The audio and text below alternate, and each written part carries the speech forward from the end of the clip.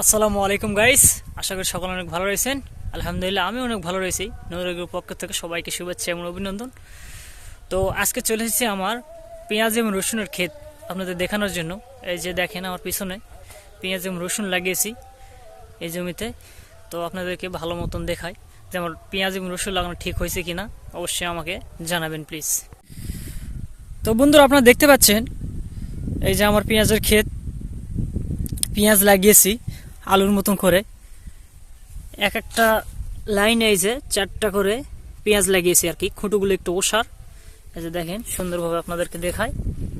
তো এইভাবে আমি পেঁয়াজ লাগিয়েছি। গতবার আমি ঢালাও ভাবে লাগিয়েছিলাম, কিন্তু আর পেঁয়াজগুলো বড় হয় নাই, মাটি খুব ঘাস হয়েছিল। এবার একটু আলুর মতন করে পেঁয়াজগুলো লাগিয়েছি। তো এইভাবে লাগালে নাকি ফলন বেশি হয়, এই কারণে এইভাবে লাগিয়েছি। তো আপনারা কি মনে করেন অবশ্যই কমেন্টে জানাবেন আমাকে। আমি লাগিয়েছি যে আমার পাশের এই যে এগুলো জমিতেও পেঁয়াজ লাগিয়েছে। এই হলো আমার পেঁয়াজের ক্ষেত, পেঁয়াজ এবং রসুনের ক্ষেত আর কি। এই যে রসুনও লাগিয়েছি আমি, দেখেন এই যে রসুন, বেড আকারে রসুন লাগিয়েছি। এই যে রসুনগুলো দেখেন সিসা দিয়ে। এই আলুর কিছুদিন পরে এগুলো লাগিয়েছি, সুন্দরভাবে গাছগুলো গজাচ্ছে পেঁয়াজ এবং রসুন। এগুলো বাড়িতে খাওয়ার জন্যই লাগিয়েছি, কারণ এই জমি এই 1.5 শতকের মতন হইবে, 1 কাঠা আর কি। 1 কাঠা জমিতে লাগিয়েছি এগুলো, মানে বাড়িতে খাবো, 1 বছর পুরোটা খাওয়া হয় পেঁয়াজ এবং রসুন, এই কারণেই এগুলো লাগানো।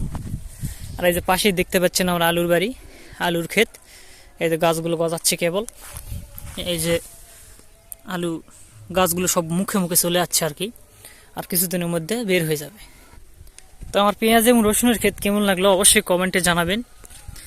তো আমার ভিডিওগুলো ভালো লাগে থাকলে অবশ্যই লাইক কমেন্ট শেয়ার করবেন, এবং বিশেষ করে আমার জন্য দোয়া করবেন, আমি যেন এভাবে সামনের দিকে এগিয়ে যেতে পারি, আপনাদের দোয়ায় যেন অনেক দূরে এগিয়ে যেতে পারি। এই বলে আজকের ভিডিও এই পর্যন্তই। আল্লাহ হাফেজ, সবাই ভালো থাকবেন।